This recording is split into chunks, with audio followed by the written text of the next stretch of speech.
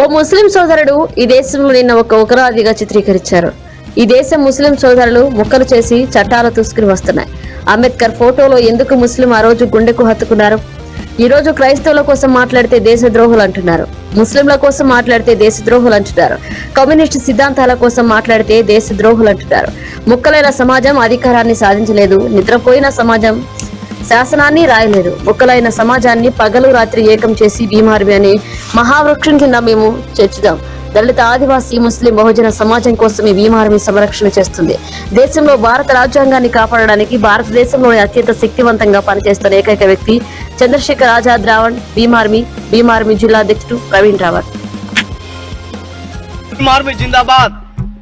आज एक बात मेरे मुसलमान भाई से मैं कह सकता हूं कि मेरे मुसलमान भाई, मैं जब तक मेरी आखिरी लहू तक मेरे साथ रहता, जब तक मैं ये बात कह सकता हूं कि अगर इस देश में, हिंदुस्तान में महात्मा गांधी से कोई बड़ा लीडर है वो बाबा साहब अम्बेडकर जी ने है।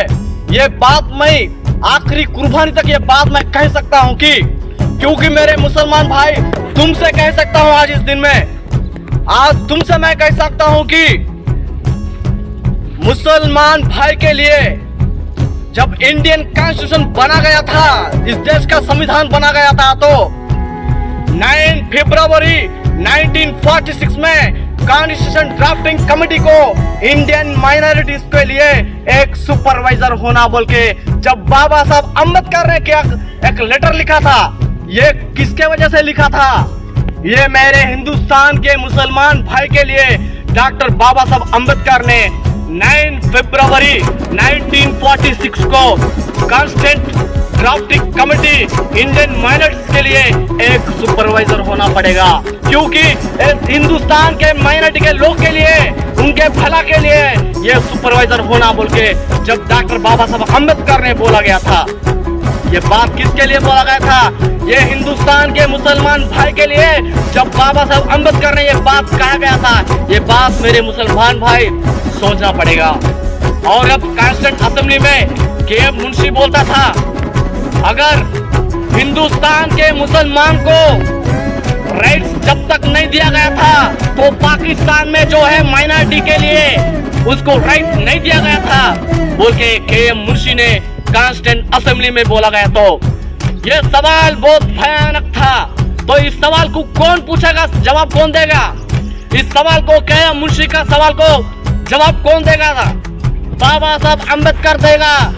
जब बाबा साहब अम्बेडकर ये सवाल को ताकत से ये सवाल को जवाब दिया गया था, right for minority is should be absolutely rights बोल के गया था, क्योंकि आर्टिकल 29 और आर्टिकल 30 में मुस्लिम माइनॉरिटी के लिए ये आर्टिकल लिखा गया था। ये मुसलमान भाई सोचना पड़ेगा, ये आर्टिकल क्यों लिखा गया था? जब के.एम. मुंशी बोलता था, जब तक हिंदुस्तान के माइनॉरिटी के हक नहीं दिया गया, तो पाकिस्तान में जो माइनॉरिटी है उनको भी हक नहीं दिया गया। जब बाबा साहब अम्बेडकर से गौर से बोलता है ये बात, या मुंशी ये बात मेरी सोचो, अगर right for minorities should be exclusively right बोल के आर्टिकल 29 और आर्टिकल 30 को ये मुसलमान के लिए दिया गया था। 21 एक में दिया, क्या दिया गया था? ये मुसलमान के राइट दिया गया था। ये कौन दिया था? बाबा साहब अम्बेडकर ने ये बात तुम्हारे लिए दिया गया था। जब बाबा साहब अम्बेडकर एक बात बोलता था, इस देश के, हिंदुस्तान के मुसलमान के लिए, माइनॉरिटीज के लिए एक होना था, एक सुपरवाइजर होना था। जब ये बात पूरा नहीं हुआ था, 60 साल के पहले ये बात बाबा साहब अम्बेडकर ने ये बात बोला था इस देश में। मेरे मुसलमान भाई ये बात सुनो, आप मेरी बात सुनो, ये बात मुसलमान, सारी मुसलमान भाई ये मेरी बात सुनना पड़ेगा। जब बाबा साहब अम्बेडकर ने बोला था, 60 साल पहले ये बात बोला था, मुसलमान, हिंदुस्तान के मुसलमान माइनॉरिटी के लिए एक सुपरवाइजर होना पड़ेगा। तो ये बात जब पूरा नहीं हुआ था, तो 60 साल पहले के आज 2006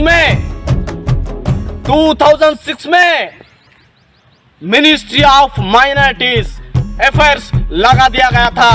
मेरे बाबा साहब के वजह से मुसलमान के लिए ये बाबा साहब 60 साल पहले ये देखा था सपना, ये उसकी सोच थी, उसकी विजनिटी के लिए तुम सलाम करो बाबा साहब के विजनिटी के लिए।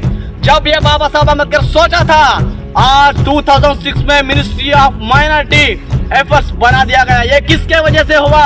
सिर्फ केवल बाबा साहब के वजह से हुआ।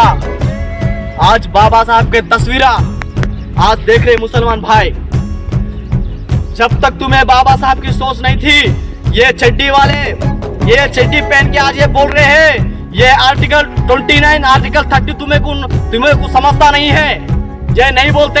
आप